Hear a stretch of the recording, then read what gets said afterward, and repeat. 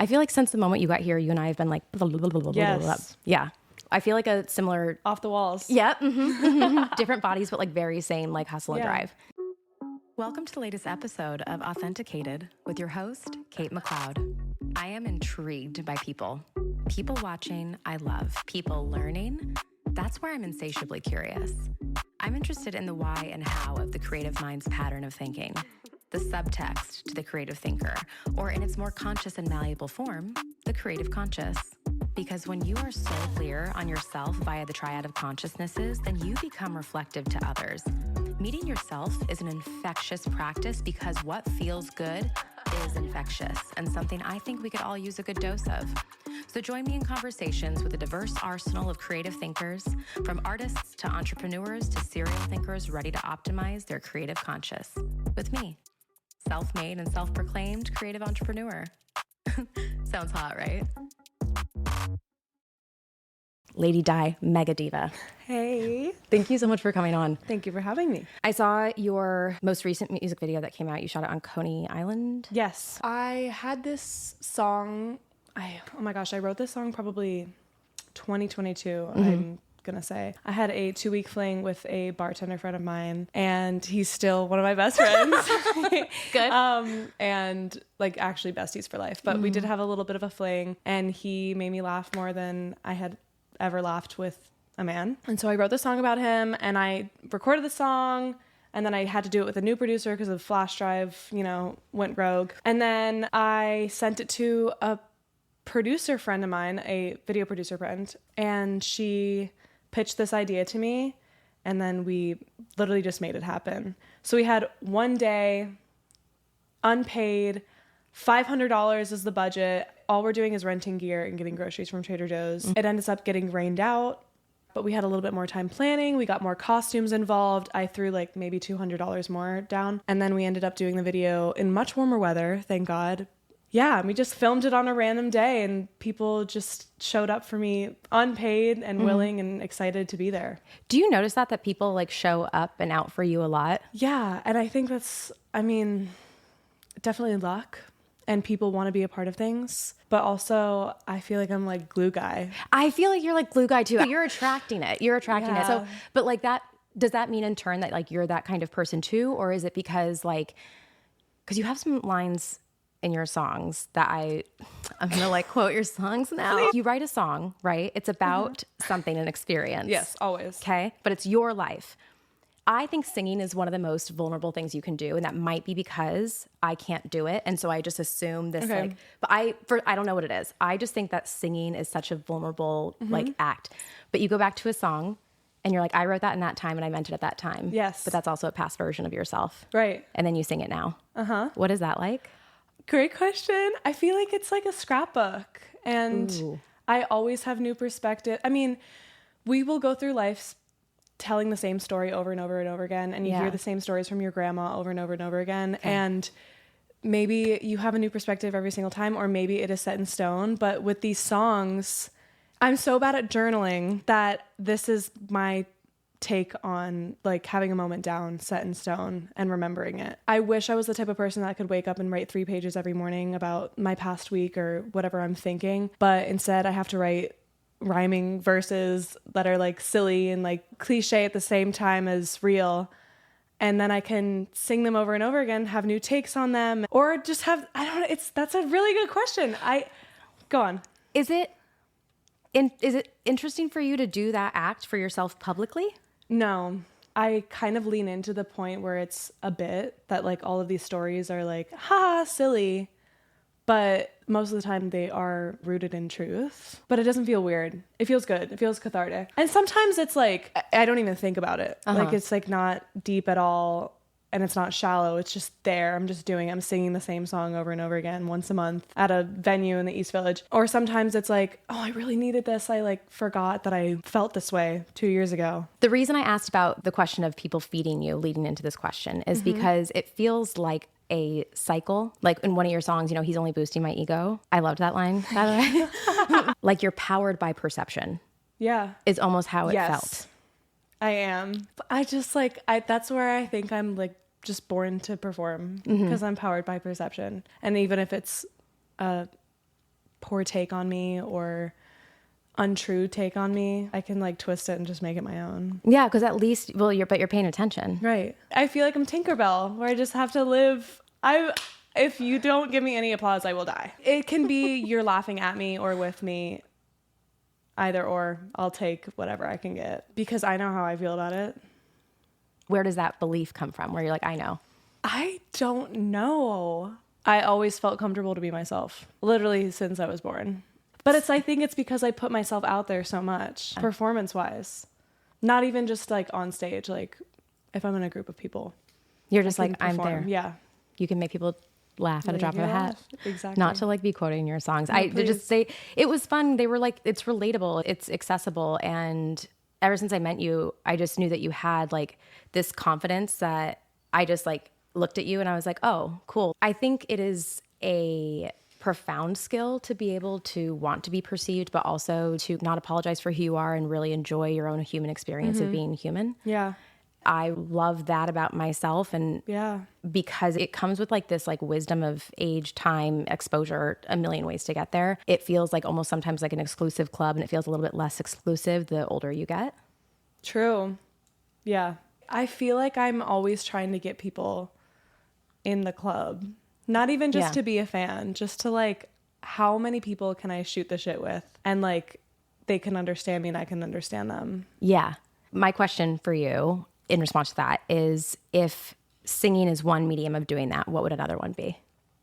I feel like this goes into that, but like throwing parties or just I love a group hang, anything that's group involved. The first thing I thought of actually was when I'm at work and we're in the back hallway and like we're all kind of like we're not working. And like you're we're chilling in the back, not neglecting our tables and, you know, kind of like jerking off in the back hallway, just like shooting the shit.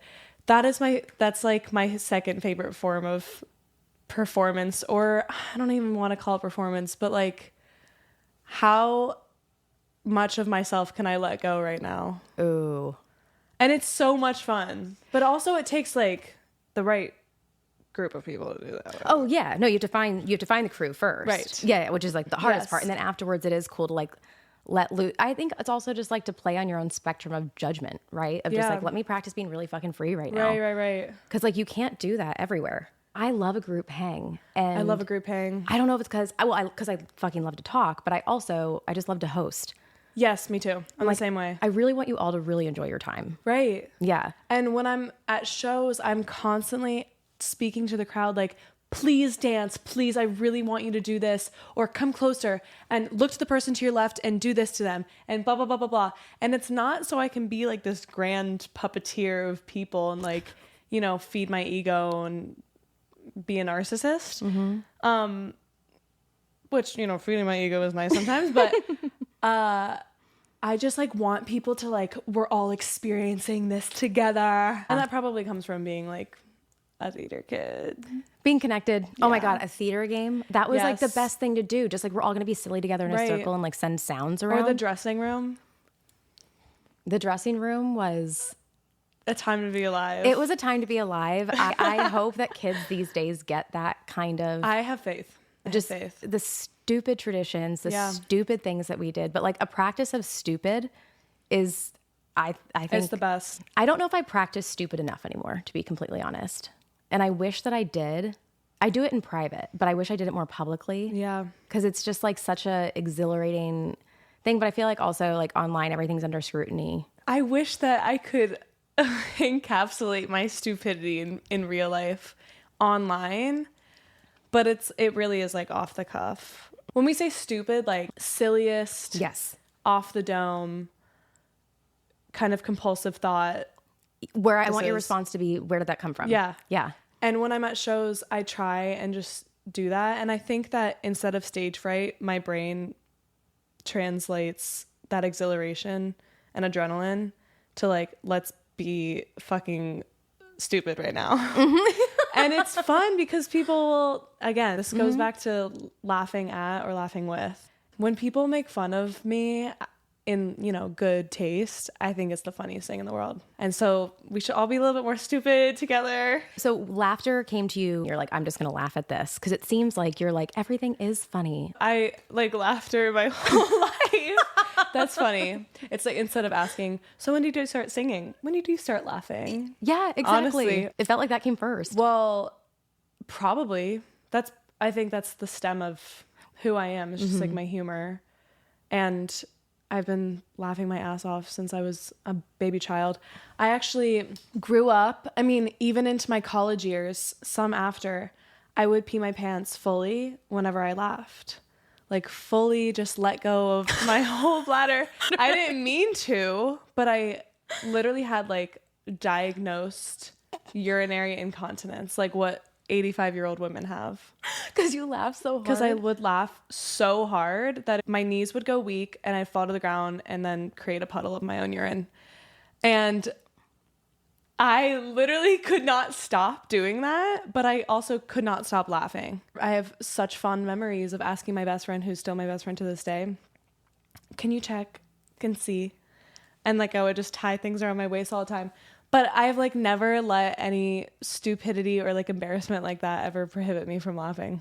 Yeah, because why would you? But I love that you have that like inner of like, no, I'm going to fight for this. I know this is a really special ability of mine and I genuinely enjoy this. Yeah. So how long did it take you to trust your own opinion? Whoa. I guess. I mean, probably when I moved to New York was like the biggest shift. Because I was like, what were we talking about earlier before the cameras were on? Yes. Okay. Yeah. About when I was pursuing theater, you're waiting on someone else's opinion and approval and to be hired to make money. And when I started doing that for myself, minus the money part, I think that's when I really let myself trust myself with my own opinion about who I am. Do you think the finding of diva or LadyDi or any of these like words that you associate to now your identity, do you think that feeds into that at all? Yeah, for sure. I mean, I originally went by LadyDi. I was named after Princess Diana. Obviously. My mother loved her like mothers do. And so I was originally called myself LadyDi. And right? Made my heart happy. Yeah. But then I'm like, that's her thing. Okay. It's not me. I also have British family and British friends. And I was like, I can tell they don't like it, which is so understandable. Yeah. And I wanted to give myself a title. If I have less than 1,000 monthly listeners on Spotify and I am trying to wrap you in and tell you who I am, or just introducing just myself to someone in a coffee shop, this is my title. You can kind of get a glimpse of what that means. Yes. LadyDi MegaDiva. A glimpse that title gives, does that ever scare you at all? No, because it's like, it can be a joke. See, that's the beauty of humor. Yeah. Anything can be, I mean, I could play stupid about a lot of things in life and just push them off as jokes. I obviously don't think I'm like mega diva. Like, it's just a joke. But intonation, I mean, yeah, for sure. But like also like I'm a huge fan of drag. Yes. And so it's just like, I know that it's typically Totally. a story. Names encapsulate stories more than they do anything. Like even just the way I tell you my name's Kate, I'm pretty sure because you're just a living, breathing human being, you can be like, oh, Kate has an opinion about her name. You say any name with some sort of narrative that comes with it. And I feel like that's just like, welcome to the show. Right. Exactly. Welcome to the show. Yeah. Strap in. Wait, that needs to be the title of like an album. That would be so, welcome to the show. Welcome to the show. Wow. Yeah. I love that. I'm going to write that down. Good. Please take it. You were, you put out so many individual songs. Yes. I think that is the smartest thing to do, especially when you're doing it yourself, which is so admirable. Thank you. Do you want to do an album when that's feasible?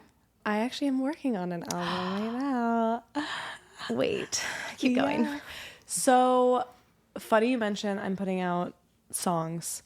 So I have no idea what I am doing. I don't have a manager. Yet. Call me. I mean, I don't research enough. Like, I'm really in the artist mindset. I'm trying to push myself to be more businesswoman / artists, but you know how it is. So I was like, Chapel Roan released single after single for like 13 months. Single after single for 13 months. And then she put all of those songs on an album plus a few extra ones. Everyone saw it as an album. No one saw it as the singles. So that I was like, I'm going to adopt that idea. And algorithmically, if you release often, then you will have higher streams, etc. And then everything can be their own moment. Like, I don't think that Make Me Laugh and Diva are necessarily in the same world, so they can have their own moments and own aesthetics. Furthermore, I really wanted to make a concept piece because that's what all my favorites do. They make concept pieces and they all fit in the same world. It's not a question if it's a cohesive piece or not. I have a collection of songs right now, and some of them will be on this album, and then some of them I'm working on to collectively make. And the album will be called The Working Girl's Diva. And the whole concept is a working girl who wants to be a diva. And that's just like kind of what my life is. I think the thing I talk about most with this journey, my career, and who I am as an artist right now in this time is like I am working my tush off during the week just to make money, just to make music. And so all of that will feed into the same world. Very few people have that drive. And also I would argue like diva in her working era or in this working era. Like I don't doubt that 20 years from now when you have these awards, when you have the attention, when you have the fame. But like talking to you then, I don't think you're going to be any different. Yeah, I hope not. I mean, growth. Yes, what I mean. But like fundamentally, I don't really see the difference. Yeah. So your word is diva, my word is boss. And I was like, I've never identified with anything more because I want to be a big picture person who delegates and who empowers good people to make good things. Yeah. And like, I just want to be like a conduit to like really good stuff. Right. And things that like expand everybody else's brain and like makes them feel something. I love that. Yeah. That's very important. Needed. Needed. And I understand what you're saying about business, but I think you already have a framework where you're saying like, algorithmically, if that is a word, if you do like smaller releases and then a bigger one, like you'll have an audience of 1,000 to release the entire album to. Right. So you already have that. I think that makes sense. Like that is business oriented. I think that like business typically, especially is marketed to artists to be something out of intellectual reach. And I don't think that's true. Yeah. Or also like spend money to make money. And I'm like, you also don't have to spend a lot of money to make money. True. I mean, like, you do for a budget. Yes. Like to make these things, it costs money, but it's like for you to say that you have projects at the value that you do and you're like, the budget was 500 and it went over a little bit. So it was like 700. That's insane. That's amazing. Thanks. Because the value comes from somewhere else. So you're making this for $700, but it comes out as super valuable. It's high quality. It's you. And it's like, there's so much joy in every single piece that you do. It's because people want to be there. It's not like they're tied there to anything else. So it's like spend money to make money. I do get, but I also don't think that you have to spend that much money to make money. The economy of attention right now, like to grab someone's attention is kind of free. Right. Your access point is like your device. Yeah.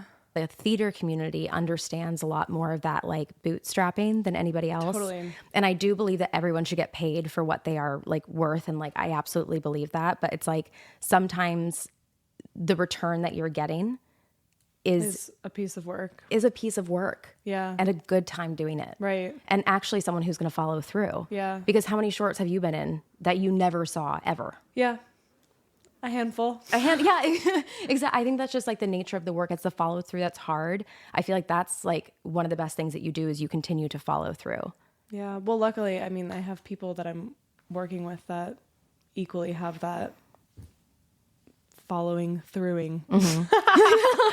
It's people who have the drive to finish something. Yeah. It's really hard to finish. It is. Projects. Yes. And I love that people want to do that with me.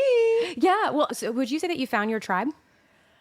Yeah, and it's growing. I love that. It's growing. Wait, tell me more. I feel like I'm always meeting new friends that want to be a part of things. I mean, starting this new restaurant job 4 months ago, I have had a handful of people that are like, seeking me out. They want to work with me. Oh, will you feature on this song? Oh, I want to be in a music video. Oh, we're doing this. Can you be a part of it? And I mean, people are always trying to find ways to create things, and that is like what my tribe is. And I think it's never going to stop growing. Yeah, well, it's because you like talking to people. Yeah. And the best access point to anybody is laughing, whether it's at yourself or like... Literally. You know? Yeah, and like just being a fucking decent human being is really easy to do. Do you find that you have to use your patience a lot? More with myself than other people. I just have a very trusting tribe, like you call it, that I feel like I can have support from, can fall back on. They understand me. If something falls through, literally no biggie. I trust that this is going to happen in another time. Like, I'm not flaky McFlakerson, but I have lost patience with myself a lot. And that is something that I would like to work on. Yeah. I'm currently working on it. I'm subbing out my patience when I don't have it with my curiosity, because I know I have more curiosity than patience. Yeah. Because so true. It's just sub something else. Yeah. Like, that's actually funny. Your song Pretty, that one is my favorite song. Oh my God. Yeah, that's my favorite song.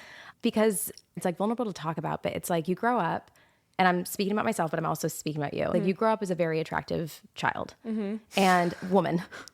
And I think that that puts a lot of attention on you at a young age, and especially you, because you like read more mature. And I'm sure you've looked this way since you were like, what, like 16, 17? I mean, do you know what the fake eyelashes always help. But like, I think that there is this expectation to bank on looks when that's like something that you first present with, like when you're not speaking, when you're not anything. And you talked about like, I don't feel pretty today.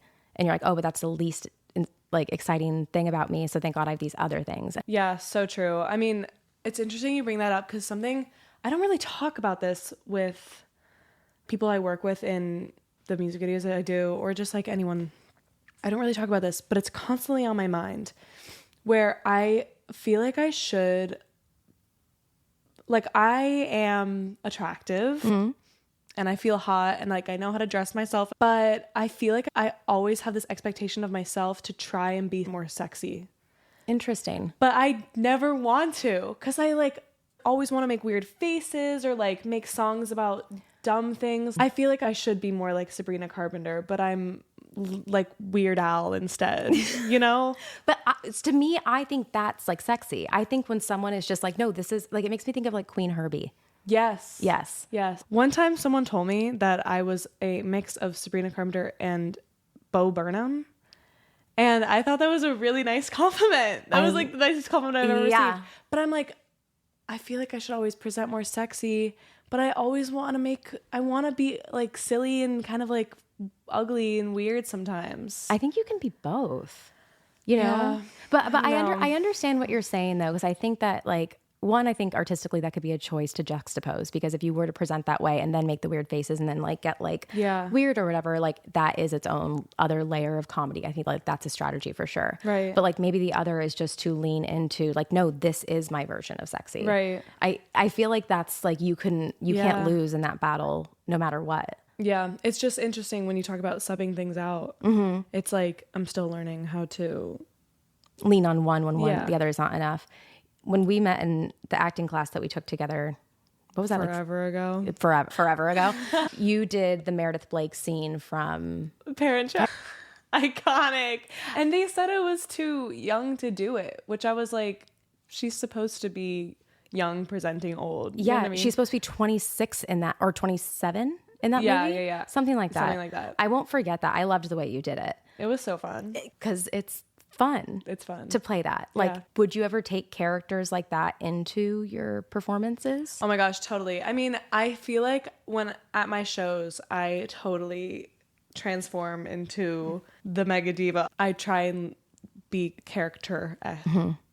Like, I'm not like this on stage. I'm far more dramatic. I have like the body language and the voices and facial expression, my tactics. I have a lot of tactics on stage. But I think that would be cool to see the multiple sides of like diva. But you also have to host the show and you have to keep the attention. That's like literally what they're there to do. That's why I feel like I'm like kind of like a clown up there, because I'm like switching into different kind of characters in between things to like retain the attention of my 45-minute set. Well, yeah, because you want to get the most value out of it, right? Yeah. The live feedback loop with crowds, like when you're singing. Can you talk to me a little bit about your personal experience with that? With audience members? Like the energy it gives you, the energy you get, like, you know what I mean? That flow of being there with them in a space live. Yes. Well, I'm like always trying to get more out of it, more out of people. Like I'm trying to get a rise out of people. And like, I just love seeing people laugh and smile or dance. And the more that they give me, the better I feel. I feel like I'm on fire. Yeah. I get that. I mean, I have a great group of, I have a tribe, and they come through all the time to my shows. Thank God. And whenever I see a face that is not familiar, I am going to pinpoint that person out. Or someone that's like a little bit more of a wallflower, I put the mic up to their mouth and I ask them a question for them to say, because I just like, I want it all to be together. Come on, let's go. I look at videos of people performing at Lollapalooza or like having a stadium tour, and they don't get the opportunity to like really intimately interact with the audience that way. Yeah. Because they're so big that I'm like, I gotta enjoy this while it lasts. Yeah. Okay, wait. You are inspiring something in my brain right now.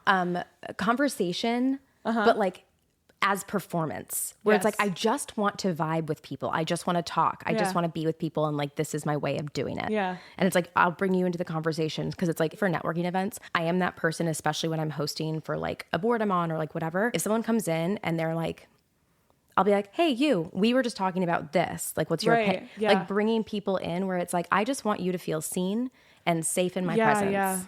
Yeah. I am so on the end of the spectrum of being an extrovert that I'm more than happy and always willing to help people feel comfortable to be more towards that. Like, even if they're introverted, I want them to feel like they can let their freak flag fly. Yeah. To be like, you can get weird here. Yeah. Oh man, it's like you're hosting theater camp. It literally is. It is.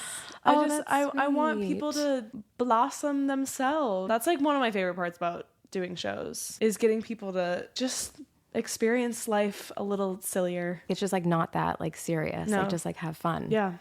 I think also that is like someone's capacity to expand too, right? Like just to have fun, like to meet more of yourself and to figure that out. That experience that you're talking about, like when you host at your shows, I'm just thinking about the post that you made today on Instagram talking about what the fuck do I do about social media? Like ideas, please. How could you translate that way of hosting like at a show in your social media? Oh, that's a great question. You know, when you like have 2 glasses of wine and you respond to everyone's Instagram stories as if I'm they're the sent to you? nicest. I'm the nicest like, follower you have. It's like that kind of thing. Like, okay, we might not have the schedule or the availability to hang out, but I'm a big fan of having online friends and wrapping them into my world, even if it's through an Instagram DM. I don't know. And also when I post these things of me, like no makeup, like low key manic at 11 a.m., I haven't done my laundry in 2 weeks and I'm trying to distract myself by posting these like rants on my Instagram story. I genuinely want people to respond so we can chat it up. I'm like curious what that could be like with monthly lives with your fans. Yeah. Or something like that. Someone today was like, you should go on TikTok live and just chop it up. Or even perspective of like, hey, you're at my show. Yeah. Shoot some content like that. Okay, so this whole idea of like content prompts, I can't do. Like if someone is... Here's your prompt, make content. Right. Like in the cookie cutter way. Does that make sense? Mm-hmm. Like 5 of the things that made me who I am today. Right. Things like that. They're great for some people. It's not my brand, nor is it my brand of consuming either. Mm-hmm. Making up the rules of what people want to view in terms of connecting yourself to someone else on the internet. Mm-hmm. I don't feel like there's rules. Yeah. Ever. There's not. So much so that like I'm constantly re-recording and deleting and re-recording because I'm like, is this too much? Oh my God. And I started talking to myself. I'm like, you can't keep doing that. I know. It's the first take and just be done. It's the first take and be done. Why do you think you overthink it? Well, because I was born during the time where the internet came to such a rise, where every parent in my life, my friends' parents, my own parents, are like, this is forever. It's going to be out there forever. I'm like, I'm literally talking about me going to work, but for some reason, I think it's just subliminally in me that like it is wrong. I'm trying so hard right now to reparent that like part of my brain where it's like social media is dumb, like you'll never get hired, it's forever, right? These things, and I'm like, no. And so every single time where it's like YouTube, Instagram, TikTok, like whatever, LinkedIn, Substack, I'm like, no. Like, this is good. Sure, it's forever. But I've been having this thought recently about how, you know, when I'm 7 years old or 8 years old, whatever, and I'm trying to be a gymnast, I have to go practice at the public gymnasium for everyone to see me fall on my ass a million times before I can do a backflip. Right. But now it's like the equivalent there of like going to the gym to practice your gymnastics. It's like the internet. Like you have to practice online. And I wonder what that's going to do to like the oversaturation of things. Because I want to make valuable things. Like I want you to be inspired and like find value in everything.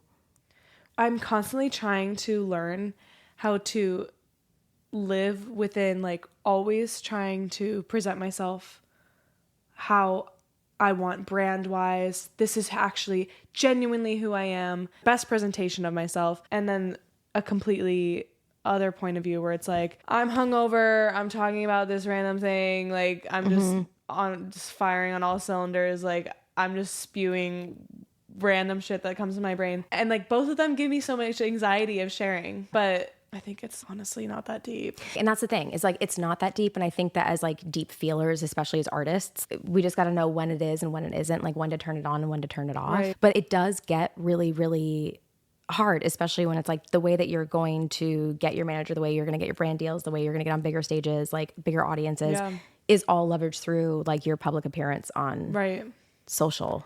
And do you know Veronica is cool? She just got on SNL. I think I do know this. She's like Gen Z Kristen Wiig. I'm Googling for listeners. Yes. Okay. She was in her interview recently. She's like this baddie and she loves fashion. She's a fashion girly. She's super cool. Lives in Brooklyn. Comedian, obviously. Yeah. And she always posts pictures of her like looking like that girl.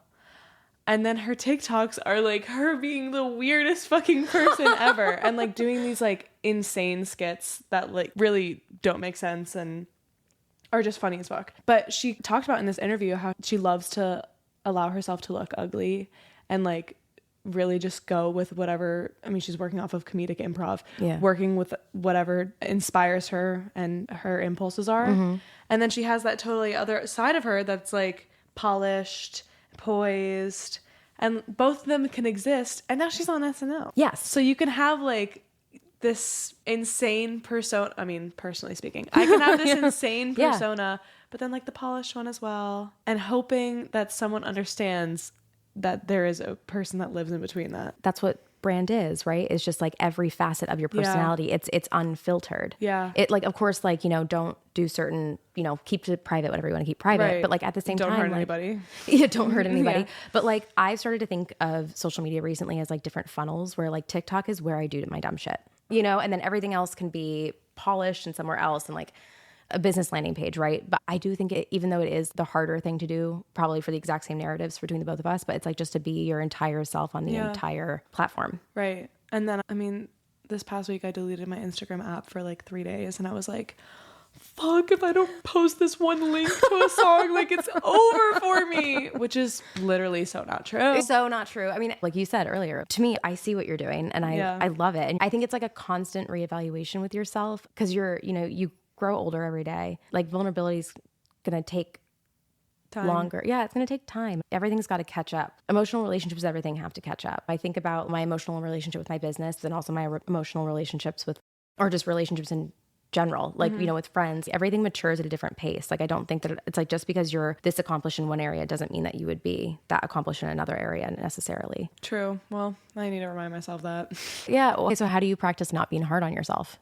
There isn't much of a practice. God, I guess I could really just blame like my ADHD with not having a practice of doing that. But I don't know, like every day is different. On my way here, I literally was skipping down the street, listening to music. Some delivery guys like joined in me like shimmying. It was really cute. God, the sky is blue. My life is great. I'm going to be a star one day. And then other days I'm like, oh my God, I didn't post a link on my Instagram story. Everyone's going to hate me and I'm going to fail. I'm going to fucking fail. I can tell you seriously, and I mean this genuinely, and I wouldn't just say this, but like on the other side of it, like what you want to happen is going to happen. It's exciting. I'm saying this to you because I mean it. It's going to happen. Just like be patient. It's just, I think it's clear to so many people, and you have a way to view the evidence around you to like support that, like it is, it's happening. I do. You do. But the being hard on myself thing and practicing not is like, I wish I had that down pat, because I do have ways to lift. I don't know. It's so confusing because it can be so contrasting from one another, like the highest highs, the lowest lows. Yeah. But recently in my life, I guess, okay, to answer your question fully, my biggest practice right now for not being hard on myself is saying everything is just an experience. Everything's an experience. When I'm at work and I'm waiting tables and I didn't put a Diet Coke in and the guest is pissed and parched. Okay, well, now I remember what to write down. DC, Diet Coke. Everything is just an experience. I accidentally canceled a flight the other day. My returning flight home. Dumb. Oh, my God. I accidentally canceled it. Don't even know how. I just did. Magically. So I had to take a bus back from Richmond, Virginia to New York before my shift at work. And it was an 8.5-hour bus that never stopped. And I didn't have any food with me. Boo-hoo, my life is so hard. But it's a lot. Everything is just an experience. Well, now I know to check my confirmation before I'm traveling somewhere. Things like that, like day-to-day things, everything is just an experience. Dating, family, travel, work, whatever. It's so much harder for me to say that about my music career for some ungodly fucking reason. But I'm trying to say that as a new mantra. Everything is just an experience, or lack of experience.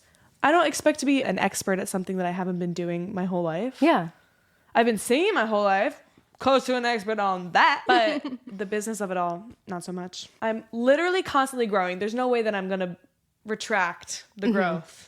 No, my dad always tells me, he's like, every step that you take, it's never lateral and it's never a step down. It's always a step up, because it's just, you're going somewhere else and like you have more experience. And like for me, my equivalent of that is like, everything is just information. Right. If you can change your phone password, this has helped me so much, to whatever your current mantra is, like, oh my gosh, I love that. Because then before, especially I don't want to say this, I don't use it as a password, but there is another mantra. Oh yeah, she doesn't use it as a password. There is another one that I do manifestations in my passwords. I'm going to change all of that. Because it's like, because you always like, especially when you go to compare yourself, right? So social media just does that for you inherently, even when you're not intentionally going to do that. It's literally evil. A very big double-edged sword. But like, I like mantras before I do that, because then I'm like, okay, we're going in with the right mindset if we're going to use this. Like, I'm trying to use social media as a tool and not as a ruler. My best friend Curtis tells me everything online is fake. And it's like not even real, because if we didn't have these devices, it just wouldn't happen. Everything is just information. Everything's just like information. My friend Mia says that about dating. When you learn something new about someone, this is just information. Yeah. It's true. I mean, I guess dating can be compared to music career stuff. I think it can be the arts in general. Everything's like a creative collaboration, right? The product between the two of you is only as good as like what you both are able to put in. Right. Listen. Okay, so last question, which is kind of blowing my mind. Tell me what authenticity means to you. Okay. Well, we started talking about this at the beginning. So now I had time to marinate with it. Good. But really just like allowing myself to fully put myself out there for other people to know me, I think makes me the most authentic version of myself. Because, I mean, we come from a world of theater and performance. Yeah. You can stay in your bedroom and you can write songs by yourself constantly, and you can film videos of yourself doing it. But if you don't have like a genuine, literal human connection in physical form, I think that you can't really get true authenticity. And if someone genuinely sees you for who you are and what you're doing in person and you let loose, that makes me the most authentic version of myself. So an example of that is at my shows when I'm allowing myself to be stupid on stage, whatever stupid means. But, and just allowing myself to be fully silly and free with other people in the room. Yeah. Is authenticity. Like unfiltered. Yeah. Which is, I mean, we've been talking about social media so much, which is so interesting because neither is the opposite of authentic to me. I agree with you. Like I could live stream my life, but it wouldn't be fully authentic because I think that like actually having energy in the same room is where it comes from. I think the marketing brain as a creative is separate than the creating as a creative. Yeah. And like, I understand that content creation is a art form of its own. Right. But I don't think that you need to put it on yourself to like be a content creator when the content is a byproduct of you creating as a creator. Yeah. To be a witness of, I feel like there's a difference between someone being a witness and someone being a participant. And so I don't think that your audience needs to like witness you. I think they just need to feel like participants. I mean, I just hope that people can feel like a participant, even if it's online. Because I do put so much of myself out there online. I mean, like, I'm not doing it because I'm like, well, I know that no one will feel like they're participating in this. I just genuinely hope, because I have that complex in me thinking that, oh, no one's ever going to relate to this. No one's going to feel like I'm authentic if it's through a screen. But if, I mean, someone like you obviously do. I do. You and I About met, me. let's say what, 4 years ago. That's awesome. Years ago. Yeah. We met. We only saw each other in the class. Yeah. I think we got a drink after once, Yeah. maybe as a crew, like whoever was in the class. But I feel like I know you. And I don't know if it's from feeling like I know you in the room and then just following you online and keeping you in my brain. But the entire time I feel like I do know you, which is why when I was like, oh, who would I want to work with? I hope so. Yeah. But it's working. Yeah. You know, because it's like when I was curating a list of like, okay, well, who do I want to talk to in the next like 2 months? Your name was one of the first ones that came to me. And I was just like, I just want to talk about like confidence. I didn't know we were going to talk about social media, but that's fine. Yeah, you caught me on a day where I'm like obsessed talking about it. No, it's okay. It's something that's like in my like view right now. The burnout of it. The burnout of it is very much here. But I think that's like me actually, my burnout right now is coming from okay, I figured out a system for it. Cool. Right. And that way I can focus on the creating part and That's not awesome. the editing and the scheduling and the things Right. about it. And also not taking it so seriously and being like, okay, I don't have to present as a professional all the fucking time. Exactly. Yeah. It's a part that feels like, okay, I want to adjust my answers. I'm ready. So what I feel most authentic, or authenticity, what it means to me is fully allowing myself to feel free, silly, able to express who I am. I should just put a period there and not care about what anyone thinks after the fact, whether it's in person or on social media. Yeah, because the receiving, that's not your job. Yeah. That's information for them to have about themselves. Like your information that you need is just automatically assume they're going to enjoy the show. Welcome to the show. They're going to have a great time. Which is interesting because we started talking about perception at the beginning of this. Yeah. Yeah. But that's how I see you. That's how I like synthesized you as an artist when I was like really researching you. Please. You're like, no, again. Yeah. But like as I was researching you, I was just like, no, you are an artist to me that seems like powered by perception. Yes. And so then that's like a tool, and that's a magic tool to me. Whatever the boost that is the best boost to get on Mario Kart, that's what that one is, right? But like if you had to tell someone how you can be powered by perception, how would you tell them to do it? Oh, what you were saying earlier, if you assume the best out of an audience member, whether it's you're having a one-on-one conversation or it's a room full of people or it's 500 people watching your story, if you assume that they are going to absolutely love what they're watching, then just do whatever the fuck you want. Yeah. Like stopping yourself from being who you are because you think everyone's gonna hate you or think you're stupid. Like, just assume that everyone's gonna fucking love you. Yeah, why wouldn't they? Right. If you put yourself out there like that, then people will. You attract the energy that you put out. Exactly. Your energy is also like the directions book of like how to assemble being there. It's like the information manual comes where I'm like, oh, you don't know. Like, let me just tell you how we're going to enjoy ourselves here. Right. Like, we have fun here. Yeah. Like, this is a fun only zone kind of a deal. It just feels like your authenticity superpower is that like playability and like attraction to perception, but also just fun. I think that like your let's have fun, you just need to like, or you should, or please, I actually need it. Okay. Sprinkle that over the rest of it. Like that has to be the theme and the approach to like everything. Yeah. Oh, you're so right. Cause it's like, I needed this. Oh, I'm glad. I really needed that chunk right there. I'm glad. Because like, I'm literally just trying to sing and be a showgirl for a living. Like, why wouldn't it be sprinkled with fun? I'm literally just trying to have fun. Right. Like, and who doesn't want to have fun? The world sucks. The world sucks. So we need some fun. Some fun.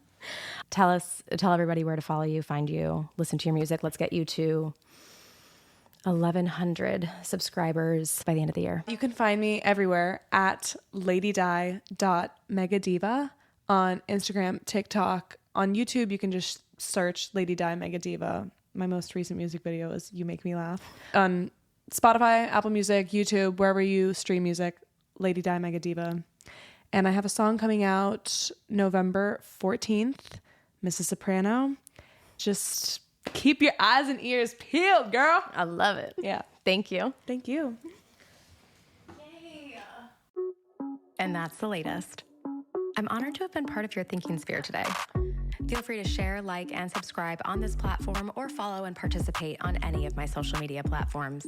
If this practice intrigues you as much as it does me, then join us in the Me3 community, where we will work directly and you will curate a mindful method of thinking to define your own creative conscious. Thanks for listening to the latest episode of Authenticated. I love that you're here.